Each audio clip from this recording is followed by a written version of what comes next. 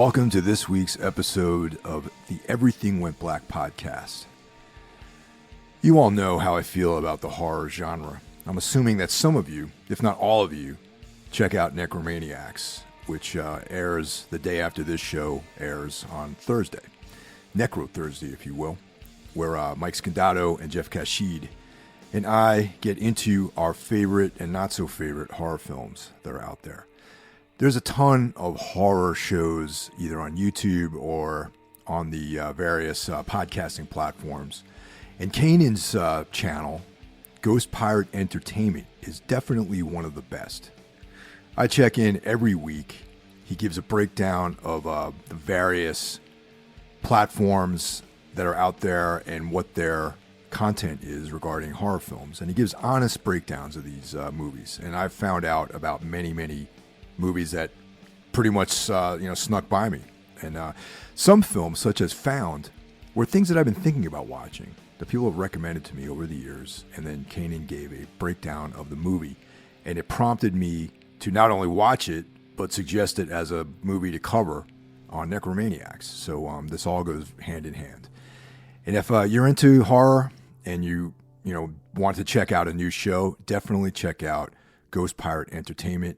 Kainan is a great host, and we get into it on this episode, and I had a ton of fun talking to him.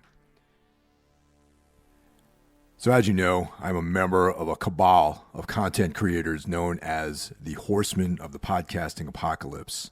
Together, we wage war on mediocre entertainment. Starting things off, Horror Wolf 666, brought to you by Brandon Legion, debuts a new episode every other Monday. Next up in the lineup, we have Into the Necrosphere, brought to you by Jackie Smith, my number one extreme music podcast in the land. Wednesdays, of course, is Everything Went Black, followed by Thursday, Necro Thursday. The Necromaniacs horror podcast comes at you. Friday ends the work week with Spitball Media. Saturday is a day off. Go out. We're getting into the spring. Pick some flowers, take a walk in a nice field by a stream, and that sort of thing. Enjoy life. Sunday, Carl Hikara brings us Soul Knox. It's day 2 of his deployment of new episodes. Carl brings us episodes on Thursdays and Sundays, and if you're into anything dark, esoteric, definitely check out his show. Carl and I are engaged in the Darkness Weaves collaboration, where we're covering the work of Carl Edward Wagner. And our newest member of the Horsemen, Cheyenne of the band Trivax, is out there with Iblis Manifestations. If you enjoy the podcast and you want to support the show, in addition to just listening to it and sharing it with your friends, you can join the Patreon for as little as $1 a month. You get bonus content for $5 a month. You get bonus content plus early access to the episodes. And for $25 a month, you can become a sponsor.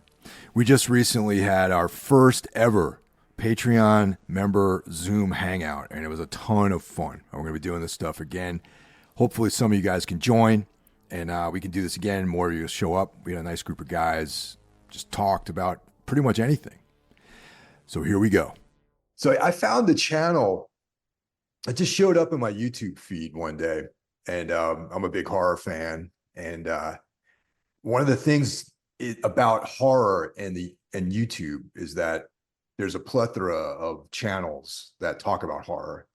However, I find it hard to find someone who I actually agree with a lot of times, or covers stuff that I don't know about and kind of turns me on to that stuff. So, the Ghost Pirate Media channel grabbed me immediately because, your enthusiasm, and then you have this rundown on different platforms of like must-see movies and stuff like that. So yeah, it came in really handy, especially a couple of years ago. I think during the pandemic is when I found out about the channel.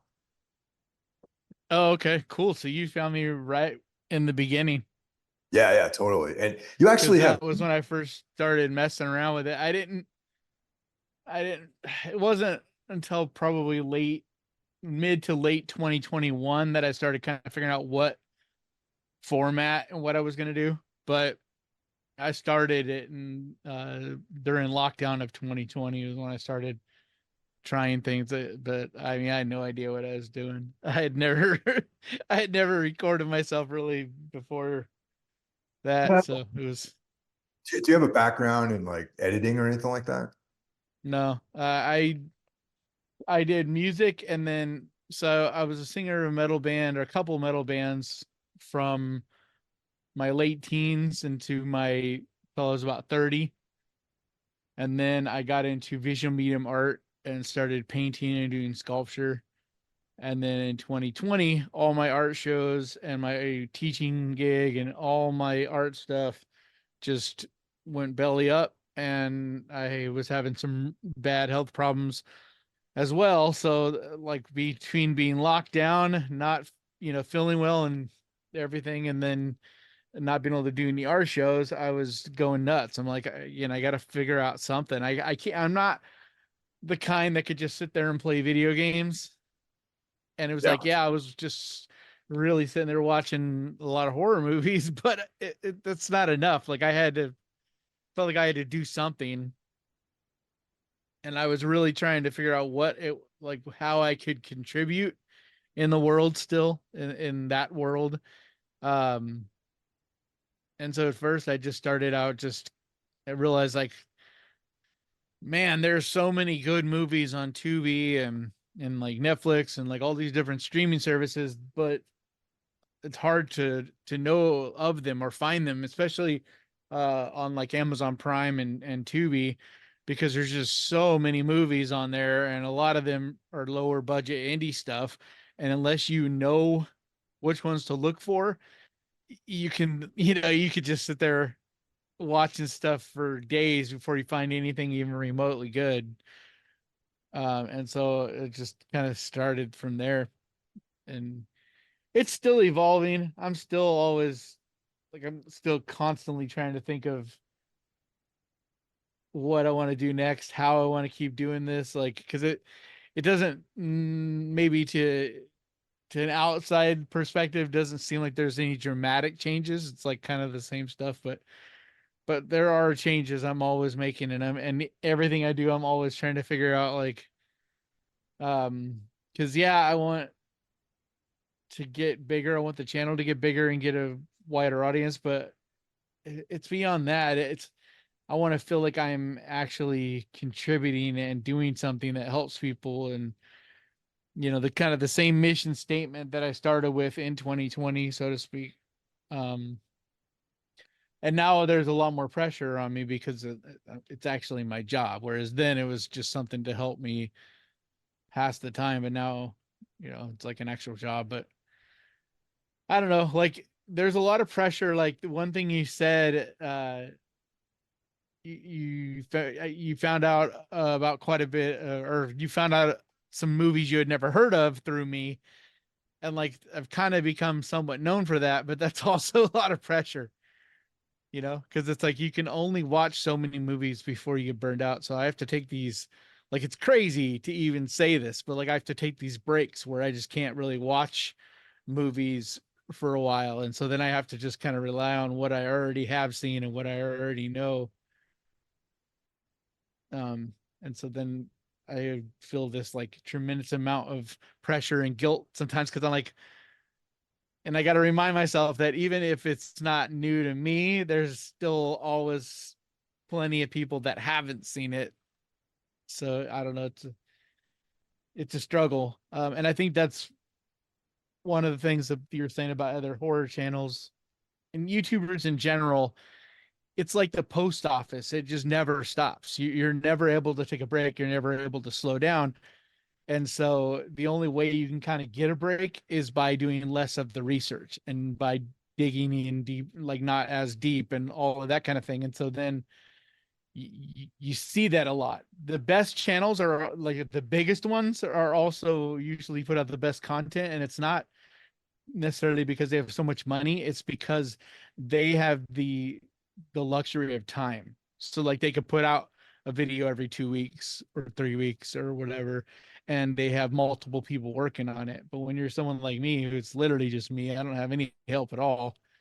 Um, it's like every week, I got to still put out something. Oh, So that's what impresses me so much about it too. Is like I was saying, you'll have a rundown of Tubi or Netflix or whatever. Yeah, I got to be honest with you. I didn't even know Tubi existed until I started listening to your channel because you did an episode on top best 10 best horror movies on Tubi. I'm like, what the hell is Tubi? Because I thought I had all the channels. I had like Peacock yep. and Prime and everything. And then I found out that Tubi is literally for free with ads. And I was like, man, and they have some wild stuff on Tubi, man. You know And what I it's mean? gotten, I mean, back then, like uh I discovered it, and that's what all really started this whole channel was me discovering Tubi, because in April of 2020 I'm sitting there locked down with everybody else and bored, and I forget, but somewhere I heard someone mention, have you watched movies on Tubi or something like that?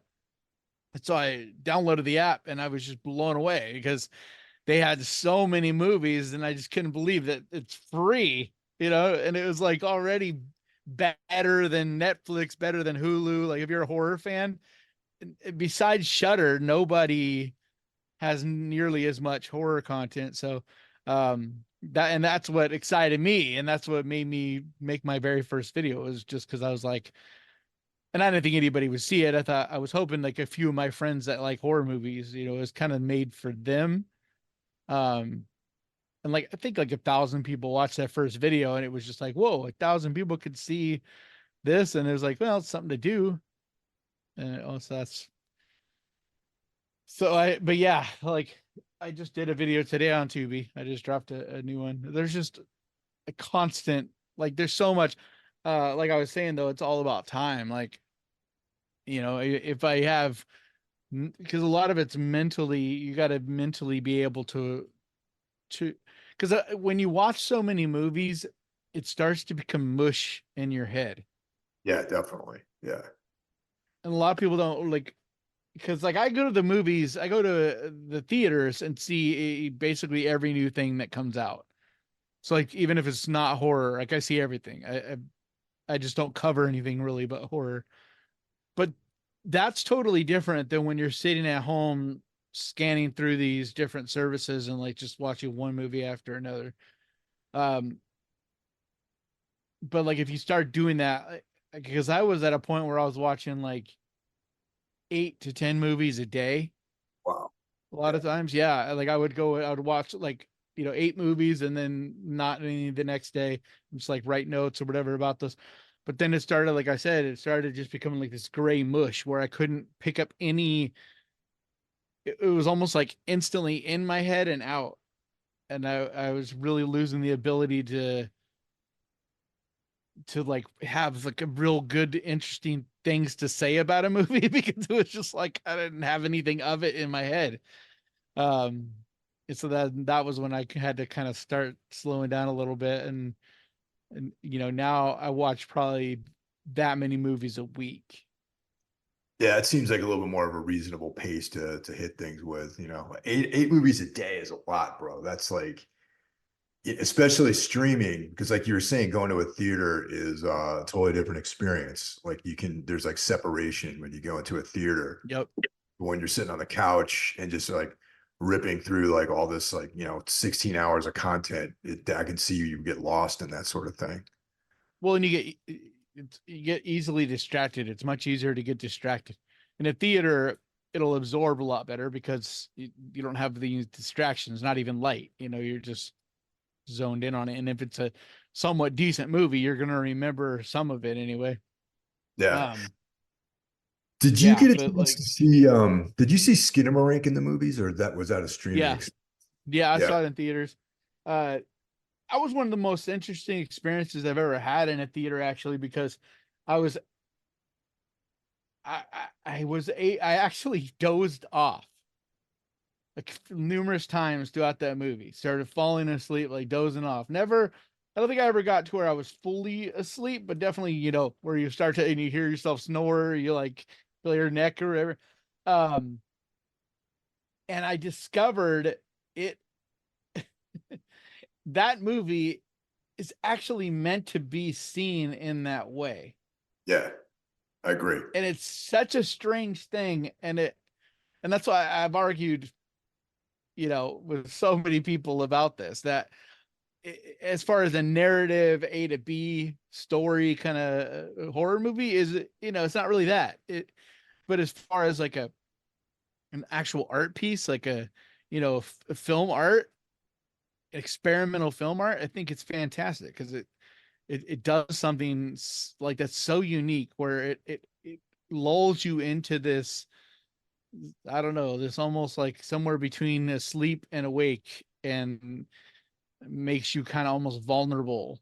And like when I read and I watched some interviews and things with the director, and he was talking about how he wanted to capture um something that takes you back to when you're a little kid and you're uh waking up from a nap, and everything just has this real ethereal, like real, almost hallucinogenic, like out of body, almost a little bit feeling, and about it.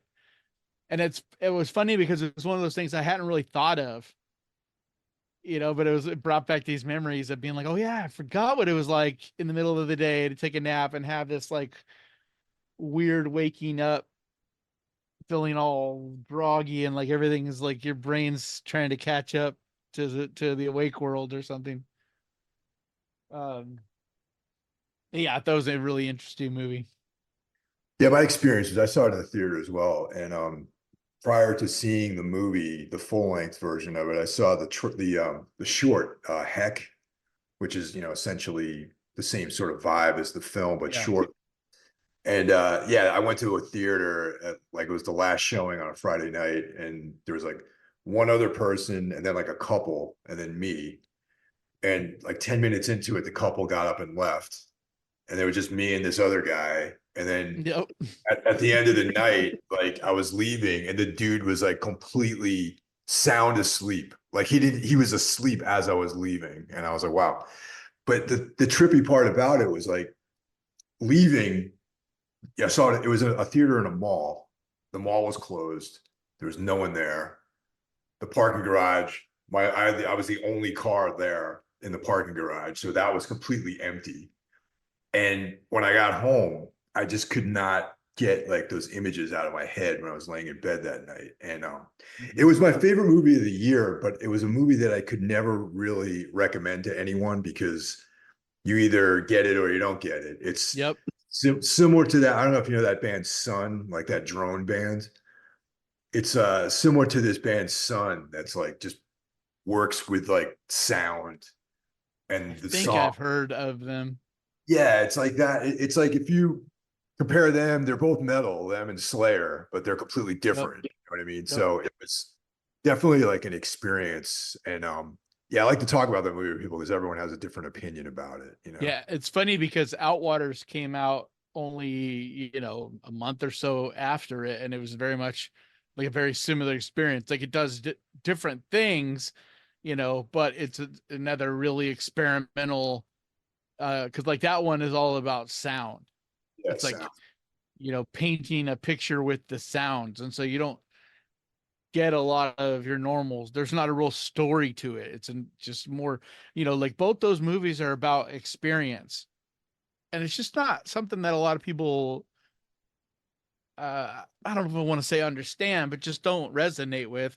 And that's just that movies can be about an experience. Like even like no matter what kind of movie it is, I mean, I think the best movies are the ones that are an experience, by using multiple different types of different kinds of forms of art. If it, because it's, you have your score in the movie, you have the visual elements, you have your dialogue, you have your characters, like there's the acting, like there's so many different forms of art that kind of have to go into each other to make a movie. And a lot of people kind of, I think, are not, it's easy to fall into the thought process that a movie has to be this. You know what I mean? It has like and this little box, and that's where movies are. They're in that box. And I love seeing young filmmakers. Uh, we've always had filmmakers like this because, like, yeah, Cronenberg, you've had David Lynch, like we've always had these different filmmakers that do experimental stuff. But I like to see that, especially with social media now, there's a lot of filmmakers. I mean, because you have stuff like the Backrooms and analog horror and liminal space horror and like all this different stuff that, and like that, I tell people constantly, I'm like, I'm telling you guys, like this is the future of horror. Like we're gonna get a big flush like really soon of like liminal space analog type of horror. We already know that the guy that made the Backrooms is working on a Backrooms movie with Blumhouse. And then the word is that the guy that did uh what is it? Damn it. The toilet, the it's like an animation thing. Skibbity, is it Skibbity Toilet or whatever? Yeah, I think I know what you're Um talking about. It's one of those analog horror, yeah. yeah, YouTube thing. Yep. Yeah, I've seen it. I think Yeah, I've seen it. Yeah. yeah, it's like this weird animated, like whatever.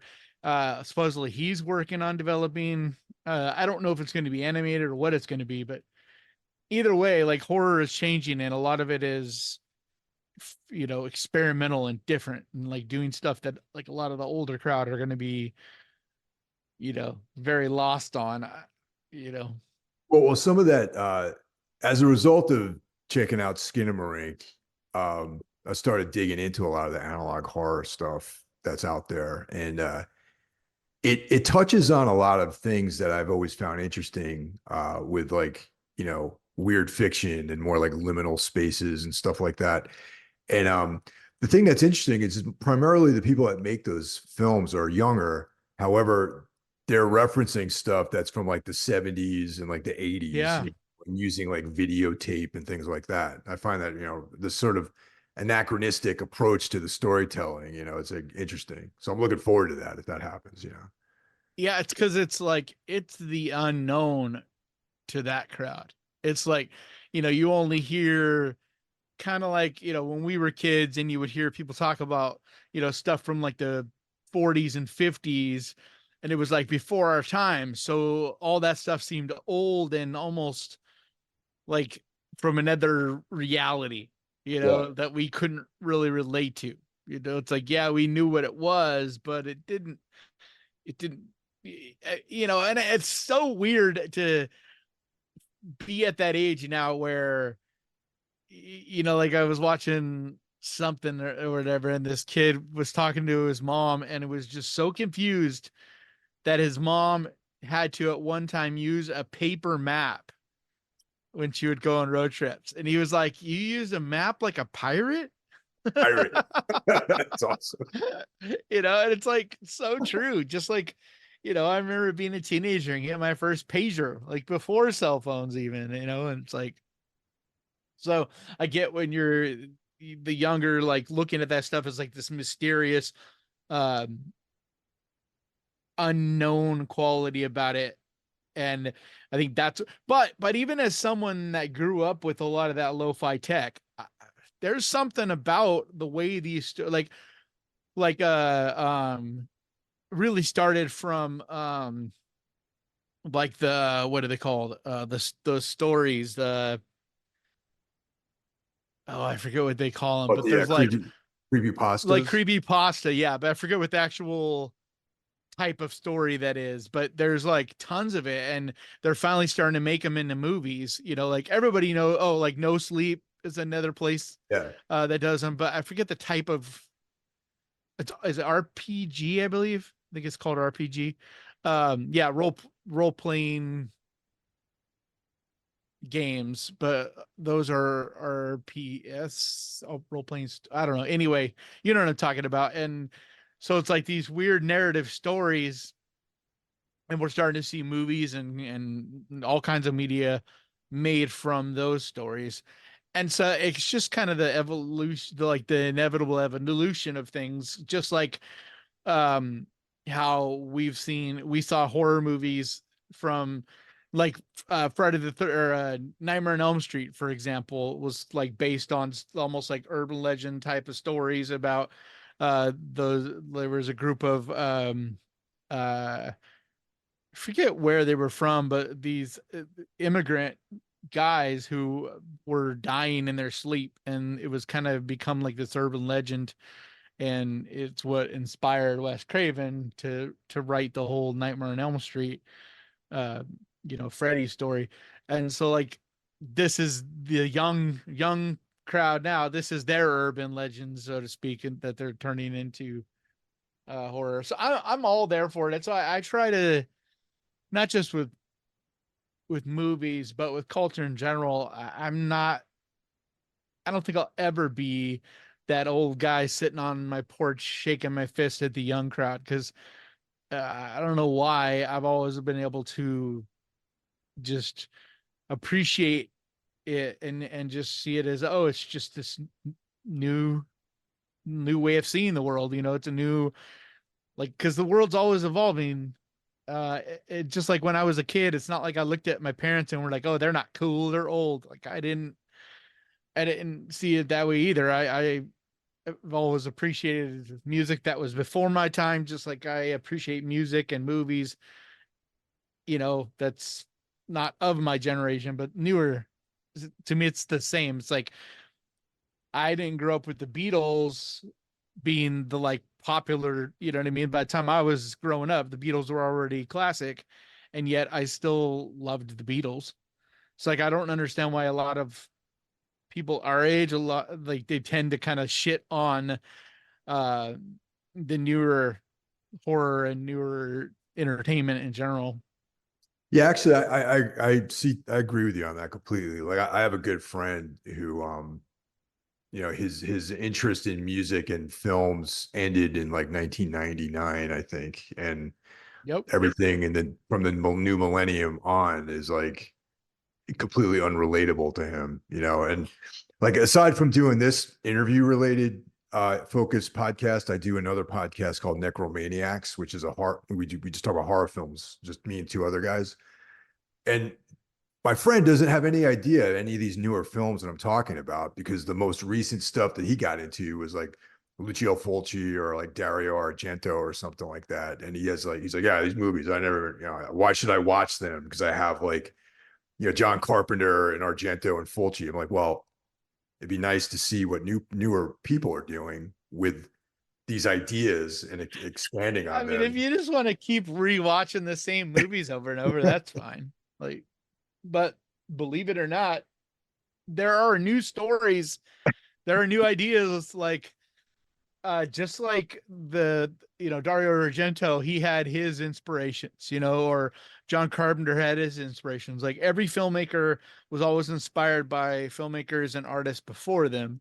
It's the same now. So it's like if you like John Carpenter, well, then you should be checking out, you know, modern filmmakers who are inspired by John Carpenter, who are doing things, different but similar. You have like Ty West, who you can clearly see his, different, like, a lot of the different great directors' inspirations in the way he's making film, and yet it's unique and it's doing its own thing. Yes, he's inspired by Toby Hooper and Wes Craven and all these John Carpenter, all these different guys, but he's doing it in his own way and in a unique way. And so it's like if you just stop, because I mean, I know so many people. I not know so many. I literally see comments daily saying that horror movies died in the 1980s. Like that was the last time we had good horror movies. And it's like, no, just different, idiot. Like, I mean, I don't care, dude.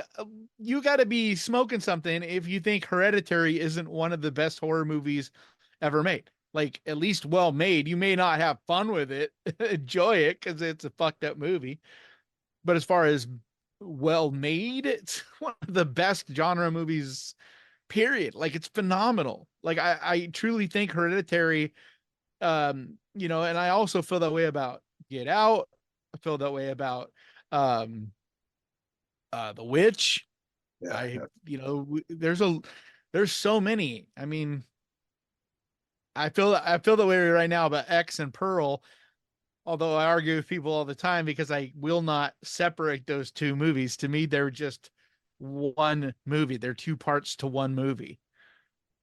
Yeah, I mean they are, and that's why I'm looking forward to Maxine coming out later this year. That's like one of the the movies that I'm looking forward to the most. I mean, there's a whole we can get into this list too of Oh stuff. my God. Have you, Tons, dude, are you tons. hearing the reactions that Longlegs is in? I was Like just gonna say, I got yeah, my I saw the Longlegs poster poster about up there. it. I cannot wait for that movie, and I'm a big Dude, I Oz mean, Perkins fan. like I'm a huge fan of Dead Meat, and James and Chelsea, really, really sweet people. I've never met him in person, but I've talked to him online a few times, and just really good people. But they're as deeply educated in the knowledge and actual schooling of filmmaking and horror as anybody out there. Like I wouldn't say they don't know of all the deep dives like I do. Like they haven't gone as deep into the genre as I have. They don't really have that time, and it's also just kind of not what they do. They don't just sit there and grind movies.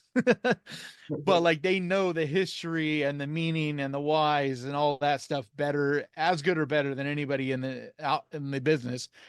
And they were just raving. They literally had to make a short after walking out of seeing it just to mention it. Like I've never seen them do something like that before. Like it wasn't even a review. It was just literally like, this movie's fucking incredible. We can't wait till everybody else sees it. We can't talk about it yet, but it's just amazing. So That's my most. Well, I started hearing about it, I think, late last year, and some of the initial like visuals that I saw made me think, well, this is exactly the kind of thing that I'm into. Like really creepy. The trailer disturbed me. Like I felt uncomfortable. It has this sort of unknown quality to it, and just resonated with me. And that's like I'm looking forward to that like so much. I can't. Then there's other great films, completely different too. Like for example, the new Terrifier, the new Thanksgiving is on the other side of the spectrum from that film, but I'm equally looking forward to those as well. the thing I'm the most excited about every year is the movies I don't know about. Yeah, Because I swear to you, every single year I make a list at the beginning of the year. You know, like I think I talked about 30 different movies this year, but I always make a video and a list and talk about my most anticipated movies, or like the ones that we all kind of know about and there's a buzz about, and I always put it out every January. And every year for the last 3 or 4 years, it's my best movie of the year. I don't even mention it in that list. It's like I didn't even know of it at the time, because like last year, When Evil Lurks was by far and away my best.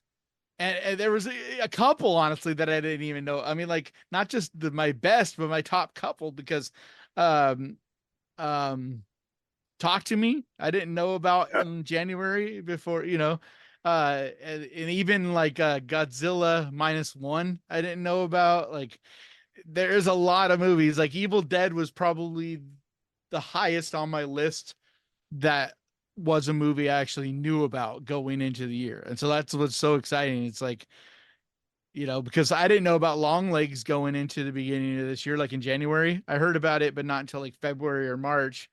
And it's like I had that could be one of the best. But like the first Omen, I knew about it, but I did not expect it to be as good as it was. That And one I saw have a in the theater. feeling I have a feeling we have some really like, oh, in the year before last, my best movie of the year was The Night House, or Yeah. yeah, Night House, and I didn't know about that going into the year. The Omen film that came out this year, like we saw that in the movie theater. There's a nice theater close by here that's like it's like a draft house style place, but there's only a few locations. And Mm-hmm. it was a night out, and I had low expectations for the Omen film. But when I got in after the first like 5 minutes, I was like, okay, this is like a completely different type of approach to a movie that's based on like an existing IP. You know what I mean? And they really made it into something completely different. Like it has like an Argento like Fulci like vibe to it too. It has this Yep. It European has this a feel. classic. It has a classic feel to it. It doesn't feel like it's trying to be this, you know, fast paced, like modern day. It wasn't Yeah. trying to be too artsy either. It was just, yeah, I thought it was just blew me away. Like, honestly, just completely blew me away. I did not expect that movie to be anywhere near that good. And like right now, it's probably my number one of the year. I don't think it'll be there. I think it'll make my top 10 probably, but I don't think it'll be my number one at the end of the year. But actually, I can almost guarantee you it won't be my number one. But I could see it still being in the top 10. Like, I just thought it was great, but there, I mean, we've had a number of really good ones already this year. Some that a lot of people are talking about, and some that like almost no one is talking about, but still just some really good ones in theaters. So, Yeah, that's it's interesting how Immaculate came out right around the same time as the Omen film, because yep, the plots are almost identical in the they beginning. beat them to the punch 1 week before, and Yeah, that was yeah, by design. Like, I guess the word was that they were waiting to announce their release date until the first Omen released their announce date, because literally days after they released their release date, like when they set their date to release the first Omen, that's when we got the date for Immaculate. yeah. So they were smart. They were smart, because It's otherwise good though. they wouldn't have made shit for money. I enjoyed it. It was a little bit more like on the exploitation side of things, I thought, which is cool with me, a little bit Totally. more over the top. But yeah, it was definitely both films are good. It's Yep. just interesting how close they are in plot. Yep. Yep. I love both those movies.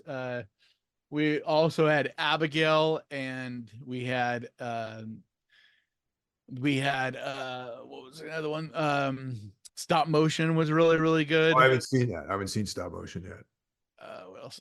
Late Night with the Devil was really good. Yeah, that was a great one. Um, what else? There was what was that? Arcadian, I thought was pretty cool. Oh, yeah, Nicolas Cage. I still haven't. That's still on my to-do list for sure. Yeah, it probably won't be. I don't know if it's in theaters anymore. It might already be gone, but it should be on Shutter. Like, that's what's so cool, man. Is Shutter IFC are uh putting out like a lot of these, because Stop Motion was Shutter, so was Late Night with the Devil, so was Arcadian, and In a Violent Nature, which is coming out in 2 weeks. And that's the one that a lot of people are buzzing about. There's supposed to be like one scene in it that I guess like is making people like throw up and leave the theater and stuff. But people always say that shit. Yeah, that's been like the biggest promotional line since forever. Yeah, since The Exorcist. Yeah. So let me ask you, what was your entry point into horror? Because believe it or not, there are people out there who don't like horror movies and who never really got into them. And then there's people like us who love the genre, to death. So when did you decide that this was like your thing? You know what I mean? Like watching movies like this and getting into this type of art. Well, I always had a fascination with things that were kind of creepy and a little bit thrilling and whatever. But I grew up in a super religious family, so it wasn't like I was really exposed to horror. I think the closest I probably saw growing up was like Jurassic Park, and I think I watched the It miniseries. I might have seen a couple other like cleaned up horror movies on TV that I don't remember. But I remember being a young teenager and spending the night at my aunt's house, and she had like remember back in the day people had those huge like walls of VHSs that were Oh all yeah. copied. They had all recorded Yep. them off of HBO and Showtime. She had like one of those walls, and she had this little notebook that had the names of every movie, and you used to go, and they were like, "Oh, we just recorded, this really scary one," and blah blah. So it was Pet Cemetery, Oh yeah. the original one, and I put that on, and it was all by myself. I was a young teenager. I was out of town, staying at my aunt's house, and so I was already kind of out of my element. And the movie just scared the crap out of me, and it was like scary and I didn't like it, but there was a part of me that craved it and loved it at the same time. It's one of those real strange things that I think most people that end up loving horror experience, where, yes, it scares you and it's not a good feeling, but it also is. It's an exciting, like, um, and so I was drawn to it. But when I started really falling in love with horror was as the years went by and I got more and more into art, because I first started out in music. And one of my favorite bands when I was a teenager was Rob Zombie. And he's got tons of horror Oh yeah. aesthetics and, especially the grindhouse and the older, 70s and back, horror movies and stuff. Um, so I've always had a real big soft spot for the old black and white horror movies. So my foundation was kind of built on that because I had grown up seeing a lot of that stuff and didn't really think of it as horror because it didn't really scare me. Right. But as I got older, I realized that it was the foundation, that that's the bedrock of everything to come. It's like, especially once I started really discovering 60s and 70s horror. Um, I started realizing even more that, wow, this is like, because you had all the Hammer stuff that was literally doing the Universal, just doing a modernizing Yeah. versions of the Universals. So it was like that was so that was kind of like a next step for me because it was like the love of the art of it, like the look of it, the style of it, uh, and metal, and being like that. I was a huge fan of metal, Black Sabbath, Ozzy, Metallica, Iron Maiden, Slayer, like, especially Slayer. There was all and Cannibal Corpse, like they all had these album covers that were literally horror movies. Yeah. Um, and I remember flipping through the little, CD covers and, like My Dying Fetus or Dying Fetus, like all this different stuff. Uh, and I was never a huge death metal fan, but I was always still drawn to them by their artwork, like the album artwork. It was like the music itself wasn't necessarily my favorite kind of metal, but like I loved the aesthetics of it. And it wasn't because I've never been into, like, I'm not someone that likes to watch real death, live death, or like I'm not someone that likes real gore or real violence. Like I can't stand war. Yeah. Like Yeah. I'm very much an artist, like I'd Yeah. rather have peace than war. But there's something that it's hard for me to even explain, but like the creativity that horror has, sci-fi and horror, like there's just literally light years above any other genre of entertainment when it comes to creativity. And so like even when I did visual medium art, there was a lot of horror and sci-fi, like influences on different levels in it, even though it was modern art and it wasn't about any movies in particular or anything like that. It was still like, just like woven through it. And so for the longest time, horror movies were like what I would watch going to bed at night. They were like my safety blanket, like they would always keep me grounded. And like if I was touring with my bands or whatever I was doing, good times, bad times, I always had horror movies. I can't even tell you how many times I've gone to sleep watching The Fog, or The Thing or Salem's Lot, like those. There's just those certain horror movies like everybody has that they're like I don't know, they relax us. Some like, people that are not into horror, they don't get it, like it's hard to explain to them why it works that way for us, but it does. Yeah, that's definitely it's kind of like an age-old debate about people who appreciate horror because just because you're into the like dark side of things doesn't necessarily mean that you're a dark person per se, you know. I think just exploring those topics like helps people deal with, you know, maybe some fears or, sort of trauma or whatever, you know. It's a good way of expressing all that stuff. 'Cause, you know, there was a couple of years ago, there was like this wave of movies that were about trauma or whatever, you know, but it got to be really cliched. But in some ways, I feel like revisiting bad times through a film, through a piece of art is a healthy way of dealing with it. And that's why I think when people love horror, they love it for those reasons, you know. And I think for me personally, that's how why some of Well, this is so fascinating.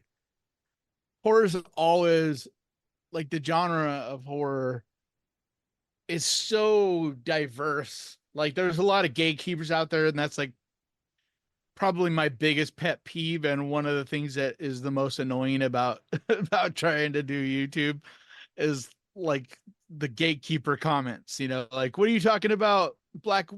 You know, Black Swan, that's not a horror movie. Like, like whatever. And it's like, dude, if it's horrifying to someone, then it's a horror movie to them. So like I don't care. Like I'm not going to label it per se a horror movie, but like I'll do a list and it'll be like called a horror list, and then it'll have, certain movies in there that are like sci-fi horror thrillers, or it's like a movie that's, a comedy horror movie. It's like, no, it's not strictly horror, but it's in the family. And to me that's close enough. And if anybody, because like I have to, like, the whole goal I have is to try to find things for everybody. Yeah, totally. Is to try to, I'm not trying to just find, Joe Smith out there, find his perfect, like the list. It's about if I can find Joe Smith one movie he hasn't seen that he would enjoy, then I did my job. Like that's a huge level of satisfaction for me. Like if he ends up liking the whole list, well, then that's great. Like very rarely do I think that I think there's very few people that could do that. Like actually like every single movie on any of my lists, even my best of lists, because I'm just very, I like every, like I've developed a taste for basically all of it. Like I've learned to appreciate and enjoy on some level every type of horror and horror adjacent movie. And I think it's because like I've figured out what makes them tick and what they're trying to accomplish. And it's like at first you learn to appreciate something, and then eventually you learn to enjoy it, and then eventually you learn to love it. And I've kind of gone through that process because I mean, when I first started doing this in 2020 even, and I'm a, I've watched horror movies for, 30 years. And yet just a couple years ago when I started this channel, there was a lot of stuff that I would tell you that I wasn't a fan of. I wasn't a big fan of a lot of the artsy, slow burn kind of horror. It was too slow for me and too boring. And I was like, I don't get it. It's kind of pretentious. Like, I don't get it. But then now that's one of my favorite subgenres because like I've learned to, like I said, you learn to appreciate it, you learn to like it, and then you learn to love it. So Actually, it's funny because like I'll be stuck on some weekend and I'll be like, you know what, we need to get some ideas for movies. So I'll go to your channel and I'll like watch some of the episodes and I'll be like, okay, cool. Let me write this down. One movie found. I think I discovered that from your channel. Well, actually, someone had mentioned that movie to me, and I saw your piece that you did on it, and that's what prompted me to watch that movie. And I don't know if that's my cup. That movie necessarily was my cup of tea, but it definitely made an impression on me and an impact. And that's a yep. film I appreciate. I don't know if I necessarily like it though. That's the thing. You know what I mean? Well, it's like oh, what's the movie I'm trying to think of? Martyrs. Yeah, It's like, Martyrs. Yeah. nobody likes Martyrs. It's not like, Oh, I mean, yeah, maybe there's some weirdos out there, but I don't really want to be friends with those people. Like most people feel like I do about it, where I appreciate it. I think it's a profound movie. It's an amazing movie. It's brilliant. It's a movie that I do think people should see, but I don't know if I ever want to watch it again.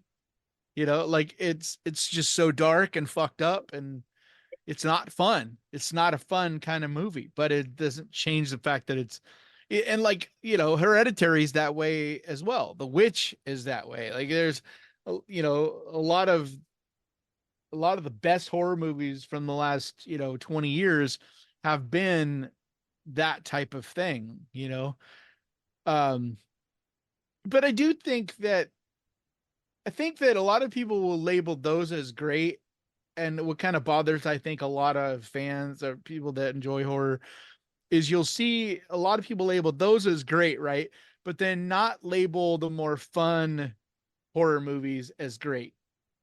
It's like I think I kind of fall into this weird area where actually like a movie like Cabin in the Woods, I think that movie's fucking great. I put it on that exact same level as far as importance and caliber of movie. It's just it's going for something completely different. It's there's satire in it. It's just a totally different type of thing, but it's just as well made and accomplishes what it's trying to do just as well. Quick aside on Martyrs. That is What's that? probably quick aside on Martyrs. That Yeah. is one of my favorite movies of all time, but I've watched it a total of 2 times in my life. Yep. I Same own a here. copy. I own a copy of it, and it sits on my shelf, and I'm happy it's there. But I don't really want to. I don't know if I'm up for watching it again. You know, but I think fantastic. the revelation at the end Yeah, or realization, or we're not sure how you would word, but like when you realize why they're doing what they're doing, and like her dialogue there is some of the most profound and haunting. Like it's one of those profound haunting scenes of any movie. Like all the horrible things to that whole movie that they're doing to this poor girls, it's horrible, right? But nothing made my blood run cold more than that. Just it's such a nothing gets to me more, I don't think, than that. It's why my favorite subgenre of horror is Lovecraftian cosmic kind of horror. Like, because nothing gets me more than cosmic. I don't think anything scares me anymore. I don't even I think I just literally can't be scared by a movie. Um I don't even know I can't even really get scared by your normal things in life in general at this point. Some of it's getting older, some of it's going through a lot of shit, some of it's I've watched a lot of fucking movies, and so it's like, it's entertainment, uh but what I can still feel is like disturbed. I can still feel haunted. I can still feel like, not scared, but like unsettled. And cosmic horror is one of the ones that just gives me that as much as anything, just that sense of the unknown, yeah. of Well, that's that literally my void. yeah. That's literally my favorite genre of films and books and short stories and everything. I mean, Mhm. I'm deep into that whole like underworld of cosmic and weird fiction and like all that sort of stuff. Lovecraft and Thomas Ligotti and like all that sort of stuff. Which comes to mind is like probably like some of my favorite newer filmmakers, and they're not even new anymore, really, but it's the Benson and Moorhead stuff, like Mhm. Endless and Spring and Something in the Dirt, like all those films. I think, they're newer, younger guys making movies that are referencing all that sort of stuff. And they're doing it in this really modern way. Like they're telling the stories in like a very modern way. And their movies make me really excited about what's coming down the line, I think.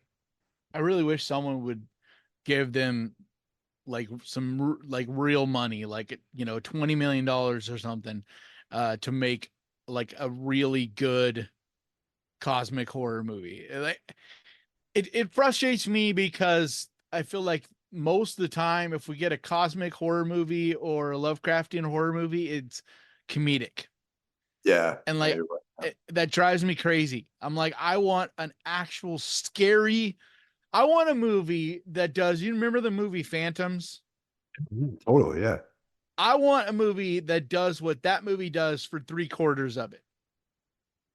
Because to me, that movie goes off the rails in the final act and ends up not being, it's like good, but it's not great, right? Exactly. Yeah.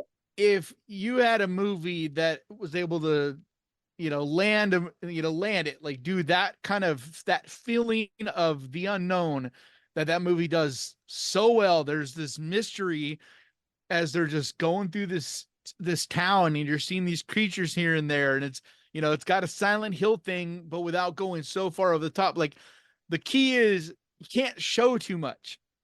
Yeah. Yeah. Exactly. Don't show us so much. Like, you could show us at the very end. Like, my favorite one, or the last one that I saw that I thought was really good was Underwater, and I love Underwater. And Underwater, I thought, nailed that, because there's this mystery for the most of the movie where you're constantly, you can't see, you do, and like, that's the other key component, is you need to be like, your vision, not necessarily like actually not being able to see, but like not showing you what's there, like knowing something's there and there's a mystery going on, but you can't quite grasp that information. You can't quite touch it. It's like just beyond reach. And then if you want to give a good fat payoff at the end, like I thought Underwater, the whole scene at the end, I don't want to say what it is, because if anybody Yeah. out Yeah. there Some people hasn't might seen not have seen Underwater, it. like I tell people constantly, I think it's on today's list that I published, but I recommend that movie pretty regularly, because I think it's as good as we've had in quite a while. Like, we've had, a few other Lovecraftian-ish projects, but it's the last one to actually try to scare you with Lovecraftian cosmic type of thing. And I don't understand why we don't have more of that.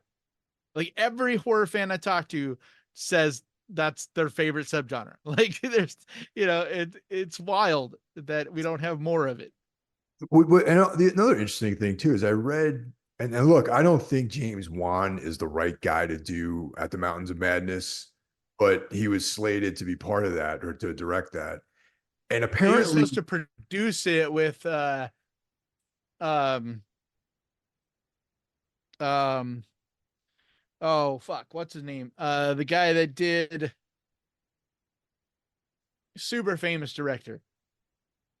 He did The Cabinets of Curiosities on oh yeah, Netflix. okay, yeah, Guillermo del Why am Toro. I?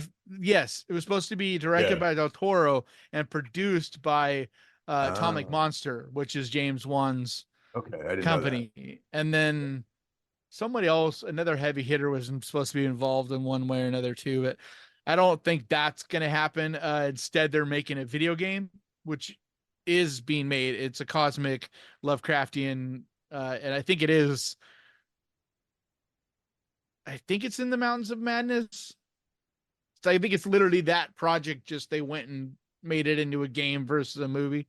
I forget, but I know that I read not too long ago, like that's supposed to come out later this year. So, I mean, I at least we're getting, and that's the answer, because we do have quite a few cosmic horror video games.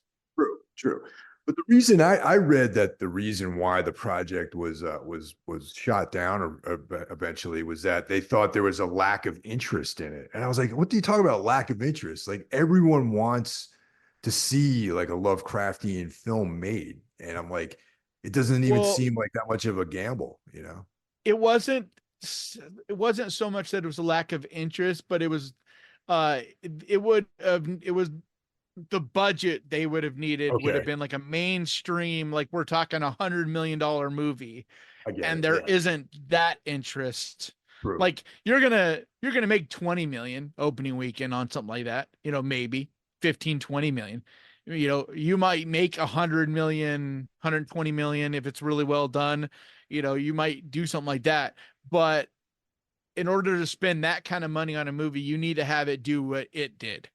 True. You need to have a movie that makes half a billion, Yeah. like, because like, a lot of people don't realize, like, in order for a movie to make money, it has to make 2.5 times its budget. So if they spend 100 million to make it, they need to make 250. Yeah. Like, that's a lot for a horror Wow. movie. That's true. you know That's a good point. That's an excellent point. Yeah. Whereas, but a video game can make that, and I doubt it would cost anywhere near No, Like, I definitely don't think not. it costs anywhere near as much. I mean, I know that video games are expensive, but I don't think it would cost nearly that much to make a game. But, video games are making, they can make a lot of money. Video games, when they're like the successful ones each year, like horror games are the biggest selling games, horror and sci-fi kind of games. So, and superhero, of course. But like, that's one of the tricky parts of film too, that a lot of people, like older generation, doesn't realize, is that horror is also migrating into the horror and an online, like we were talking about with, the back rooms and that kind of media. So the interest in horror movies, it isn't that there isn't an interest anymore, but it's that horror is actually expanding. It's like when we were growing up, if you were into horror, it was games and comic books. Like that was graphic novels and movies. Like, you didn't have really hardly any video games that were really horror-ish. True. Uh, you definitely didn't have like the online stuff. So, you know, like anybody that's over the age of, like late 30s and into our 40s, like we didn't grow up with that stuff. Whereas now, like, it's not only do they grow up with it, but they don't know any different. That so it's like if you're a an artistic person, making online content, horror content, is just as forefront of your mind as making a movie or a graphic novel, if not more. It's probably actually more. Like making skibbity toilets, weird fucking shit on YouTube. Like my friend's son, he's making these little stop motion Oh yeah. movies, like, just, and he's a kid. He's like, 12 years old, I think. But they look great, dude, because like technology, the way it's so easy. Like he literally just, there's this, I forget which program it is, but it's like AI supported, so it'll actually blend shots. So like he can take his little figure, set it here, and then the next shot set it here, and it'll actually blend it and do Oh, the that's in awesome. between stuff to get it to that spot. That's pretty Whereas cool. back in the day, you would have had to do every single one of those, like slowly move its arm up, whereas now you just move its arm from here to here, and it'll just put the in between. And like you watch it and it looks just as fucking smooth as any of that did, if not better.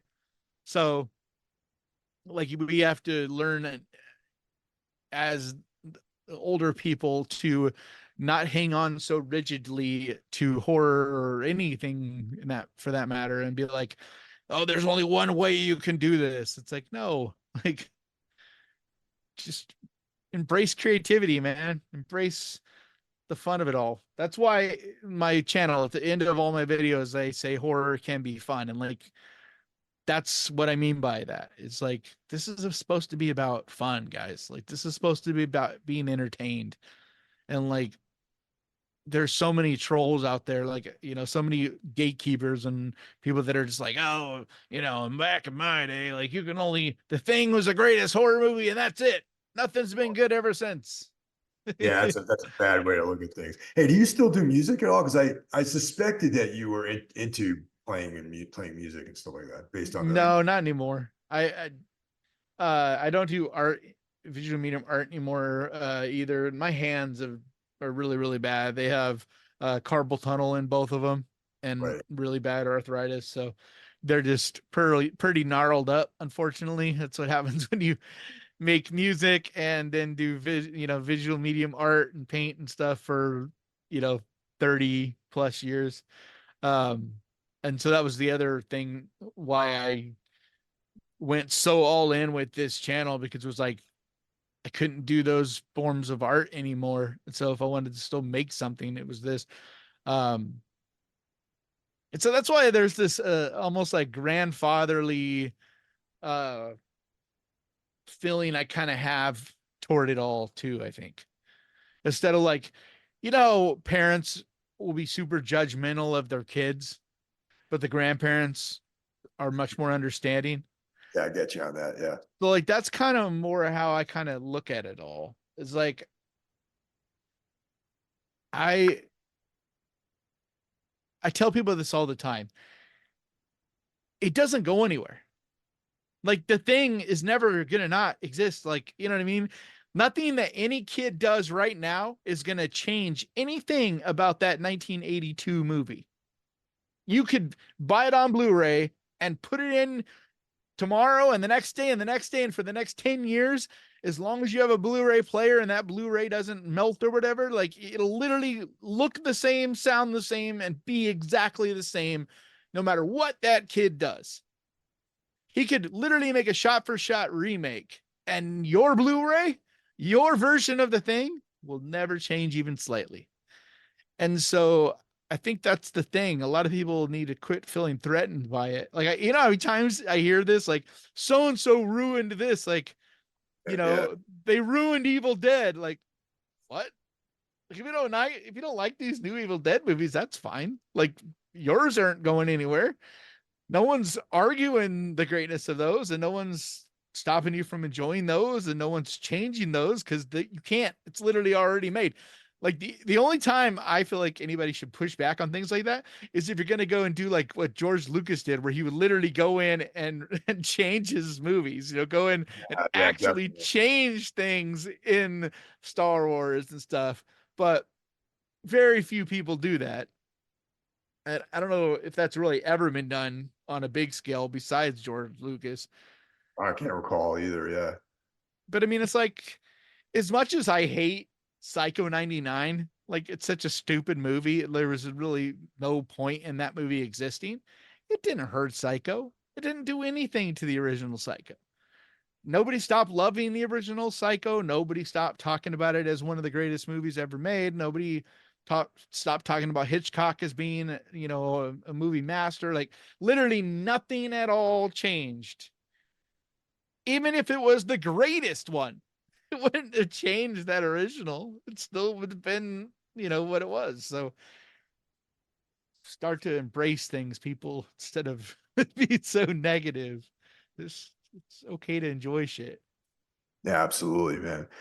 So anyway, thank you for joining us. Of Once course. again, I look forward to all your episodes, Ghost Pirate Media, and you also have another channel too. Ghost Just Fired Entertainment.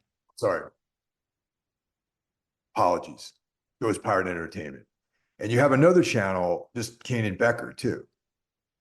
Yeah. How did you? Well, I don't really use that How one do right I now. know? So, Because I watch it. I watch it every week. So it's like, well, I have another YouTube channel, but I haven't posted there in a long, long time. The idea behind that one is eventually to put all the individual reviews, so that way I can cover things more than just horror. Like, you know, I could review, like, I went and saw the new Planet of the Apes movie right, last night, and you know the plan would be to review it and put it up on that channel, and so like it would be the Ghost Pirate Entertainment would never change as being just horror content, but then I could talk about these other movies because like there was movies like Horror Things last year, and you know Iron Claw, like all these amazing movies I saw last year that I didn't really hardly talk about. I talked about them maybe a little on streams or podcasts or this and that, but didn't really cover them. But I just people I mean, I'm just barely keeping my head above water. It takes me about 25 hours to edit uh one of my weekly videos. So if I put out two in a week, which I do sometimes, it's literally like 60, 70 hours of work to do those two videos. That's not including thumbnails or promoting or doing any podcasts or anything else that I do. So it's like, um, I just don't have the energy or honestly just the time. Like someday I would, you know, like to get help probably mostly with editing, even though I love editing, it is the most time consuming part. And so someday I'd like to hire, you know, at least someone to help me, like maybe crunch down the raw footage so that I, you know, cut back on the time some or whatnot. But that's what that second channel is. So I don't really promote it right now because it's like, you know, I haven't posted anything, but I do have a few reviews that a lot of people haven't ever seen, like Spider-Man No Way Home review is on there, and I watch stuff that was never on the main channels. Yeah, they're so definitely out there, man. Eventually. Yeah. Yeah. Robin, thanks a lot, man. I appreciate you coming Thanks for on. having me. And yeah, dude, I'm looking forward to the next episode. And horror can be fun. I just gotta remind everyone of that. Yeah. Yep. That's what this is about, man. It's about entertainment, just enjoying life. All right, dude. Being creative, be a one of a kind. Oh yeah. So, all right, brother. Appreciate it, man. Take care now.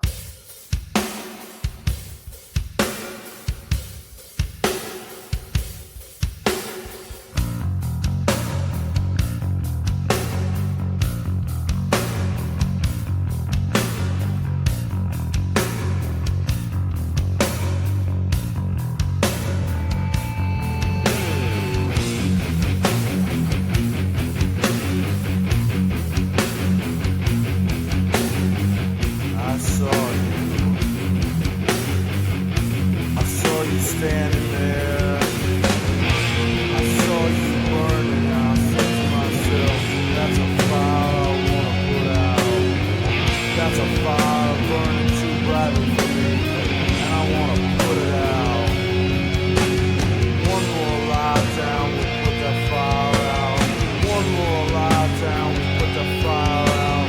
One more lie down, and I can put it out.